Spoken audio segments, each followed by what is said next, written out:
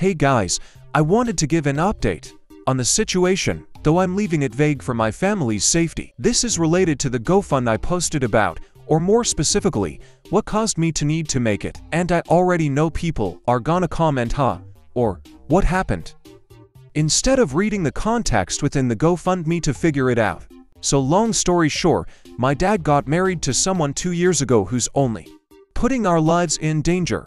We've been living every day in fear for months now, but due to financial issues we could never get away from her.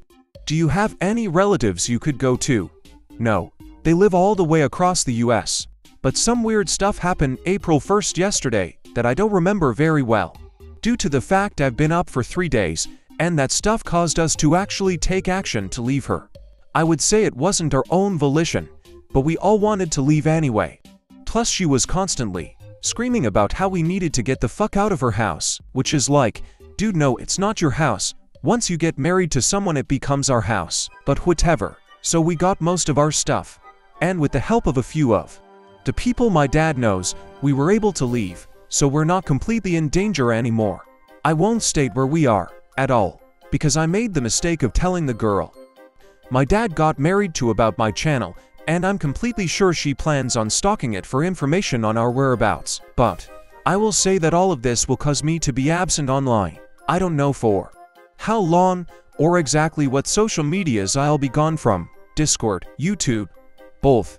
I do know that I'll be gone from Ashes Town for a bit though, because despite being online for 9 months straight, I do have more important things to worrying about than Ashes Town.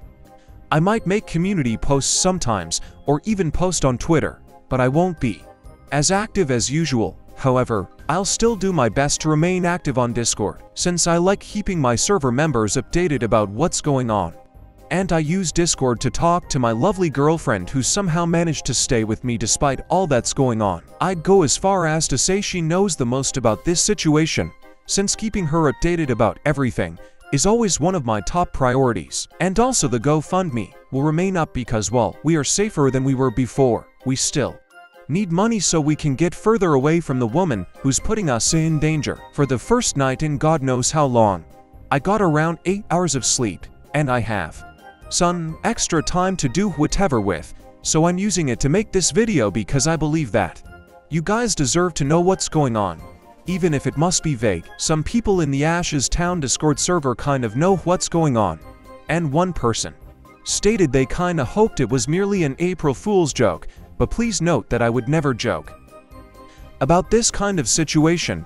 It's incredibly scary and I wouldn't wish it upon anyone. This stuff has been going on for 2 years, out despite the fact I haven't mentioned it publicly until recently. It's just unfortunate timing that we were able to get away on the 1st of April, and I wouldn't ever set up a scam GoFundMe just to make a joke of this nature seem more legitimate, because doing so would take away the credibility of any situations I get into in the future, as well as other people who end up in similar ones to this. I would never go this far for the purpose of a joke. It would be dishonest, problematic, and it would make me the boy who cried wolf, so I'm not exactly open to taking that risk. If your situation is this serious, why have you been posting this entire time, or on Ashes Town? I was finding comfort in the online world than using it as an escape.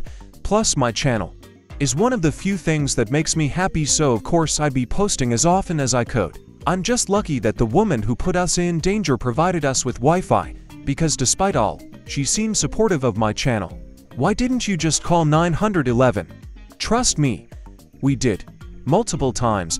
All they did was send her to the psych ward for 3 days and then let her out again. Plus she threatened to get the power, water, etc. shut off if we called them again. Which is probably manipulation and fear training. But yeah, that's all I can really think of to mention. If you have any questions or something, feel free to comment. I'll do my best to respond when I can. Thanks for watching, especially if you got this far, and thanks for supporting my channel, because it really means so much to me that you guys would even watch my videos to begin with, even though they're not even that interesting.